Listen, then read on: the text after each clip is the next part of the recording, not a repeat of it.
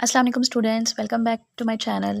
As you all know that we were doing class 3 numericals, so now we are doing numerical number 3.7. Video को start करने से पहले channel को ज़रूर subscribe कर लीजिए ताकि मेरी आने वाली हर वीडियो आप तक पहुंच सके, ठीक है।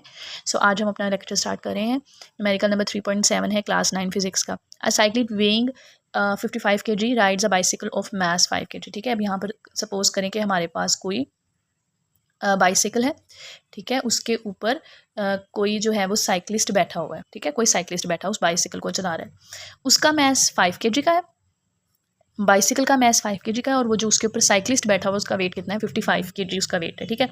वो उन्होंने रेस्ट से स्टार्ट किया, लाइक पहले वो बाइसिकल पे रुका हुआ था, ठीक है। फिर उसने उसके ऊपर फोर्स लगाई बाइसिकल पे 90 न्यूटन की। कितने टाइम के लिए लगाई? 8 सेकंड के लिए लगाई। और फिर उसने कंटिन्यूसली स्पीड के साथ एक अनदर 8 सेकंड तक वो उसने मूव किया। बताएं उसने कितना डिस्टेंस ट्रैवल किया, ठीक है। सो सबसे पहले यहाँ पे डाटा लिख लेते हैं।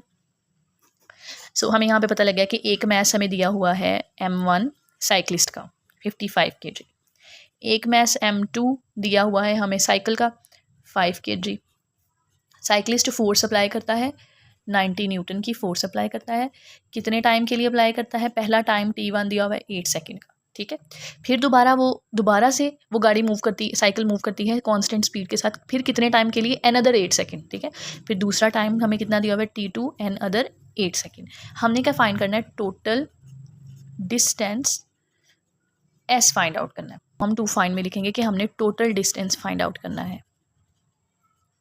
क्लियर? अब सोल्यूशन में आए। थोड़ा सा इसका सोल्यूशन क्रिटिकल है, थोड़ा सा आप समझने वाला है, फिर आप इसको कर पाओगे।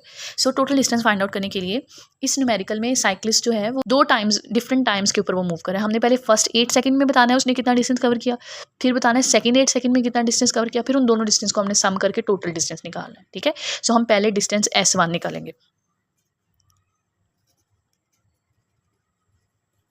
S1 फाइंड आउट करने के लिए बेटा यहाँ पर आपने एक चीज़ याद रखनी है कि हमें साइकिल का मैस है और जो साइकिलिस्ट का मैस है क्या वो अलग अलग है? नहीं, साइकिल के ऊपर ही तो साइकिलिस्ट बैठा हुआ है, तो हम उसके मैस को और उसके मैस को अलग अलग लेने के बजाय उन सब के मैस को कलेक्टिवली हम लेंगे। सो हम यहाँ पे लिख सकते हैं M1 प्लस M2 यानी 55 kg प्लस 5 kg, तो हमारे पास कितना आया? 60 kg। यानी उस ओवरऑल बाइसिकल और उस साइकिल का मैस कितना है? 60 kg, जिसे हम M से डिनोट करेंगे, ठीक है। अब यहाँ पे M1 M2 लिखने की बजाय हम मैस कितना लिखेंगे? M लिखेंगे 60 kg। क्लियर?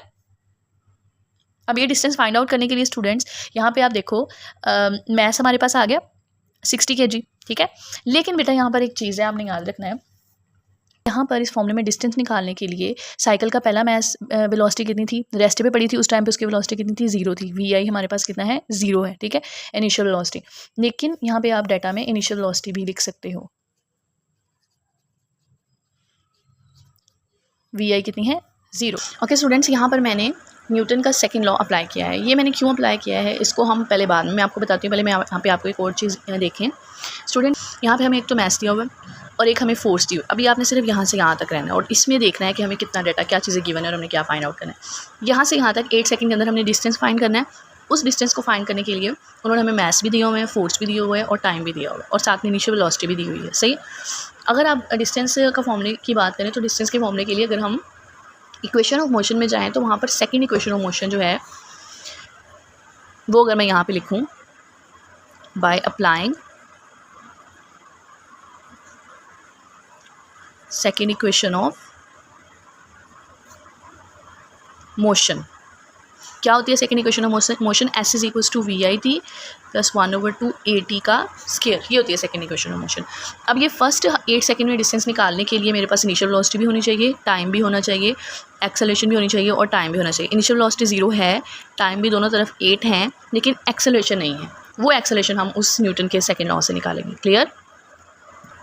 तो स्टूडेंट्स इस वजह से मैंने यहाँ पर लिखा हुआ है कि applying second law of Newton, ठीक है। अब यहाँ पे क्या होता है second law? F is equals to MA। F कितना दिया हुआ है? फोर्स है 90 न्यूटन। ओवरऑल मैस कितना है? 60 kg और एक्सेलरेशन ऐसे 90 60 यहाँ मल्टीप्लाई है, यहाँ पर आकर क्या हो जाएगा?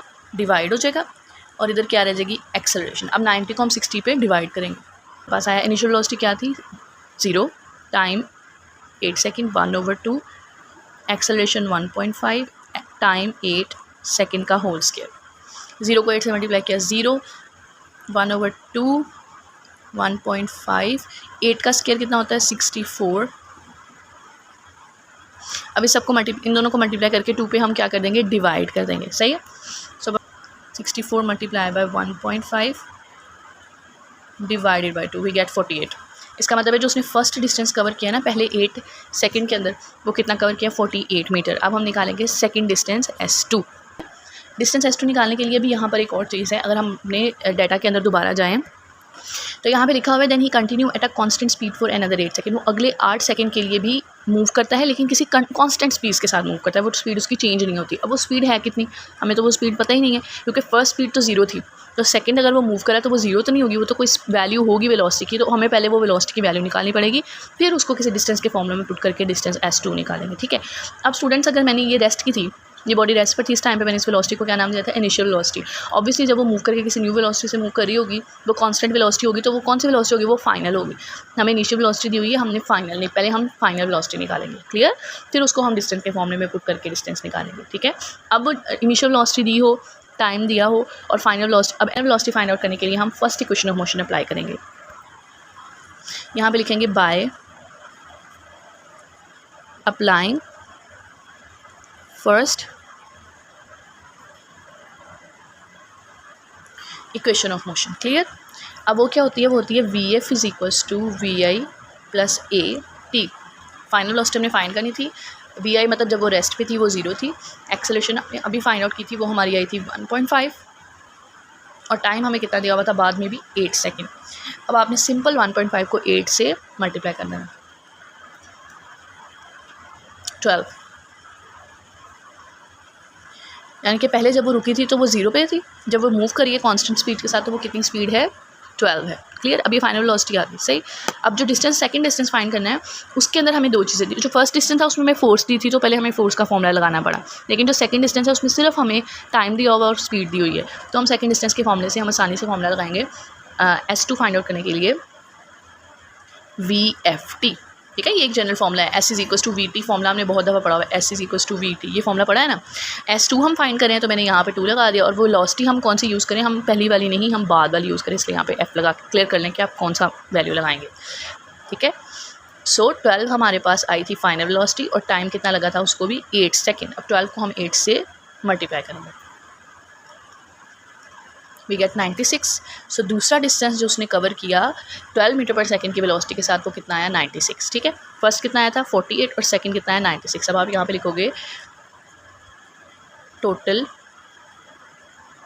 डिस्टेंस S हमने कैसे फाइंड किया, जब हमने S1 को और S2 को ऐड किया तो क्या आया, 48 metre plus 96 metre, we get, इसको ऐड कर लो, 96 के अंदर क्या ऐड करो, 48 is equals to 144 metre. This is the right answer.